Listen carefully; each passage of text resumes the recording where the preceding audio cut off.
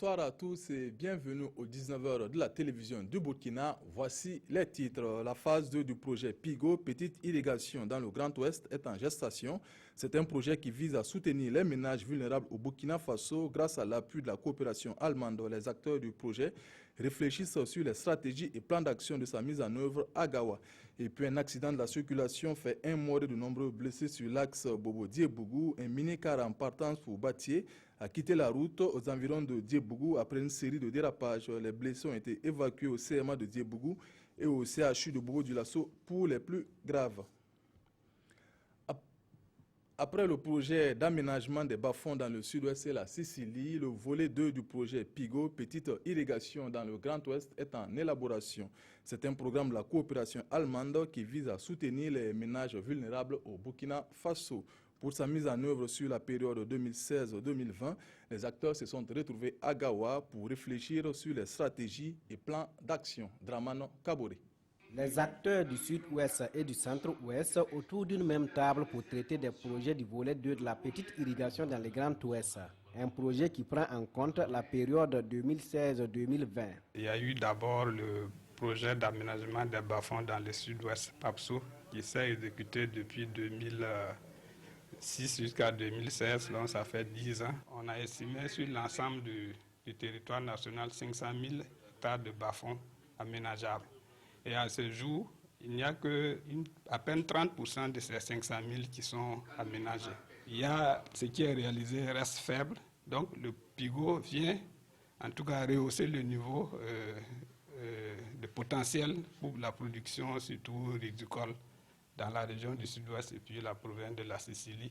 Le projet veut ainsi contribuer à la réduction de la pauvreté en milieu rural par la création d'opportunités d'emploi, la commercialisation et la transformation des produits agricoles. C'est vraiment une préoccupation pour un gouvernement de voir que ces populations n'être pas en mesure de réaliser les 3 repas quotidiens. Le tout est qu'à la fin même du projet proprement dit, que la sécurité alimentaire soit atteinte, que les Burkinabés puissent manger à leur faim. Ce projet, financé à hauteur de 21 millions d'euros, soit 13 milliards de francs CFA, par la coopération germanique, la KfW s'inscrit dans la dynamique de la lutte contre la pauvreté et l'insécurité alimentaire dans les ménages du Grand Ouest, notamment dans les différents villages des Hauts-Bassins, les Cascades, le Centre-Ouest et le Sud-Ouest.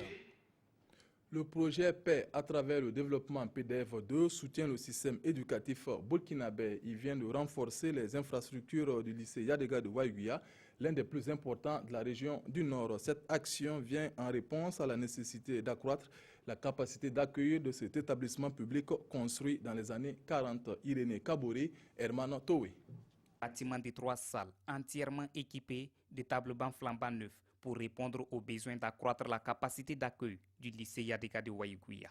Le geste du projet Paix à travers le développement PDF2 s'inscrit en droite ligne dans sa politique de promotion de l'accès à l'éducation et l'autonomisation de la jeunesse. C'est pour augmenter l'offre éducative, mais c'est aussi pour améliorer le cadre d'apprentissage, pour permettre une éducation de qualité pour les enfants du Burkina Faso. C'est notre pierre, notre contribution, parce que l'éducation aussi contribue à réduire la violence et à promouvoir la paix. Aucun pays au monde ne s'est développé sans tenir compte de l'éducation. Les 3 salles de classe, c'est seulement une petite contribution pour essayer d'alléger, pour essayer de permettre aux étudiants, aux élèves qui viennent ici, de continuer dans ce système d'éducation parce qu'il n'y a pas d'autre choix. Le premier responsable de l'éducation a salué cette bonne coopération et a encouragé les acteurs du monde éducatif à relever les difficultés qui sont les leurs. Nous avons là un exemple du soutien que les amis du Burkina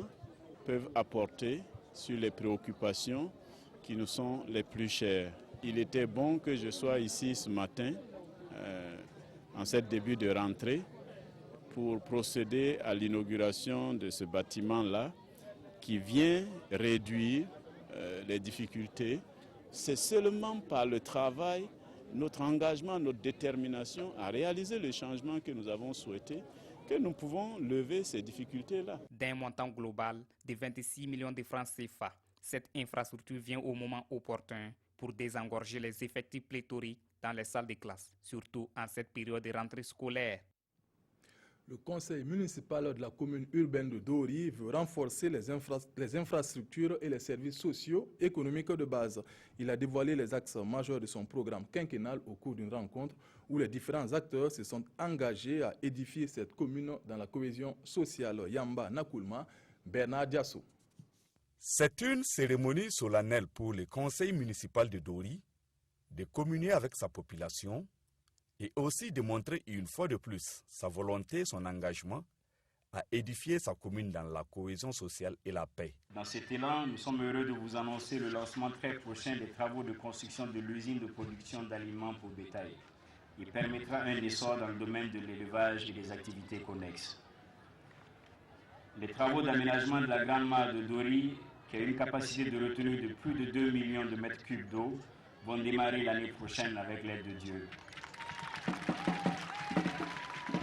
Ces deux projets structurants, chers à notre défunt maire, auront un impact socio-économique considérable sur la commune et bien au-delà. La lutte contre la pauvreté et l'amélioration des conditions de vie des populations, surtout les jeunes et les femmes, est aussi un des axes majeurs de ce programme quinquennal.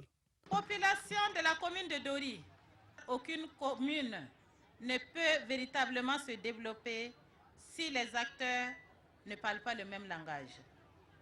Je vous exhorte à l'union sacrée autour du conseil municipal afin qu'ensemble, vous puissiez relever les défis du développement et de la décentralisation. Une forte délégation nigérienne était présente à la cérémonie pour témoigner l'excellence des relations de collaboration et de coopération entre autorités administratives et élus locaux du Niger et du Burkina. Un vibrant hommage a été rendu à tous les élus locaux qui se sont succédés à la tête de la mairie de Dori et plus précisément à l'illustre disparu Ama Arba Diallo. Vol d'engins à 2 roues, telle était la spécialité de 2 groupes de présumés malfrats mis aux arrêts à Dédougou. Ces 2 réseaux ont été démantelés par les éléments du commissariat central de police de Dédougou, Yves Rwamba, Aïcha Dianda. Le commissariat central de la ville de Dédougou a démantelé des réseaux de délinquants spécialisés dans le vol des engins à 2 roues. Le butin est composé entre autres de 6 motos, 5 portables et un poste téléviseur. Le premier groupe que nous avons pu démanteler, nous avons pu prendre 2 de ce groupe. Et pour ce groupe, les faits remontent au 5 septembre 2016. Lorsque nous avons été interpellés par nos services de renseignement de ce qu'un individu suspect se trouverait dans la ville et qui ne peut pas justifier de documents d'identité. Lorsqu'il a été interpellé, il a été trouvé en sa possession une moto de marque Yamaha Krypton, 5 portables, un trousseau de 21 clés. L'enquête va nous révéler que l'intéressé se nommerait Kone Soumaïla, qu'il est hébergé par un de ses complices du nom d'Akio Yite. Pour le second groupe, nous avons pu appréhender aussi 2 du groupe. Et avec ce groupe, nous avons pu prendre 4 motos. Et ce groupe est composé d'un certain Diara Zakaria et d'un Traoré Hamza. À ce jour, seulement une moto volée dans la ville de Nouna n'a pu être identifiée. Je suis content d'avoir retrouvé ma moto et je remercie la police de Dédougou d'avoir bien fait le travail. Les présumés délinquants sont absents puisque nous sommes toujours dans la recherche des éventuels complices et des receleurs. Ces malfrats âgés de 20 à 30 ans opéraient à Nouna, Boromo et notamment dans la ville de Dédougou. Le commissaire central de la ville appelle les populations à plus de vigilance et à collaborer avec les forces de l'ordre en dénonçant tout cas suspect. Des dizaines de blessés et malheureusement un mort, c'est le bilan d'un accident de la circulation sur la nationale 12, axe Bobo-Dioulasso-Diebougou. En provenance de Bobo-Dioulasso pour Batié, un mini-car de transport a fini sa course près d'un marché à quelques encablures de Diebougou. Oumarou Sagnon, Draman Kabore. Un mini-car d'immatriculation burkinabé en partance sur Batié a fini sa course dans un ravin non loin du marché de Kouakwara à une dizaine de kilomètres de Diebougou. Un véhicule déformé au pare-brise morcelé, des sièges et des bagages éparpillés, un mort et une dizaine de blessés transférés au serment de Diebougou. C'est le bilan du drame. Ce sont les premiers soins que nous sommes en train de leur administrer. Et il y a des malades, notamment qui ont des fractures, que nous allons évacuer sur l'hôpital Sanoussourou, le CHU de Bobo. Les véhicules transportaient près d'une vingtaine de passagers qui avaient quitté Bobo Dioulasso très tôt le matin pour se rendre à Batié pour des funérailles. Je crois qu'il y a une condition qui avait été faite avec la personne qui a loué, soit disant qu'on pouvait prendre des passagers. C'est arrivé à Djebougou, on lui a dit non, non, pas pour des funérailles. Il n'est pas bon de prendre des passagers. Et c'est là maintenant, il a pris des passagers, des motos. Et lorsque nous avons quitté Djebougou, ensuite automatiquement le véhicule balançait. Donc la direction de près. Et donc voilà comment nous avons fait un tonneau. Les chauffeurs et les apprentis du car seraient en fuite et l'un des rescapés de l'accident invite les transporteurs à respecter les conditions de mise en circulation des véhicules de transport car la vie des usagers en dépend. La chorale Marie-Reine de Dassasgo vient de mettre sur le marché un album intitulé Miséricordieux, composé de 14 titres. Ce second album est en conformité avec le thème liturgique de cette année pastorale qui est Miséricorde, Konsun Koulibaly, Draman Dadian. À travers ce concert live, la chorale Marie-Reine Immaculée de Dassasgo révèle son nouvel album Miséricordieux. En live, la chorale présente des titres comme Maria Reine du Ciel, c'est toi que j'ai choisi, Téléphone-moi, Alléluia Warba. Du Warba, du reggae et du jazz version moule. Cet opus est un condensé de genres.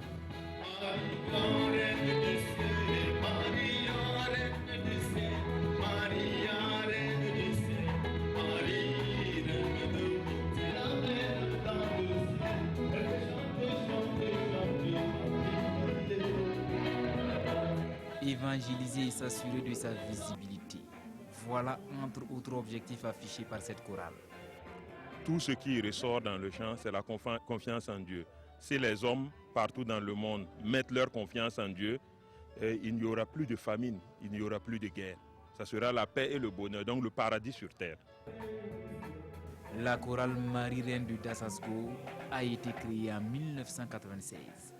Elle est composée de 25 choristes. Déjà, ce concert dédicace n'est qu'un avant-goût. La chorale prévoit un autre concert live le vendredi 25 octobre prochain au Sénazat.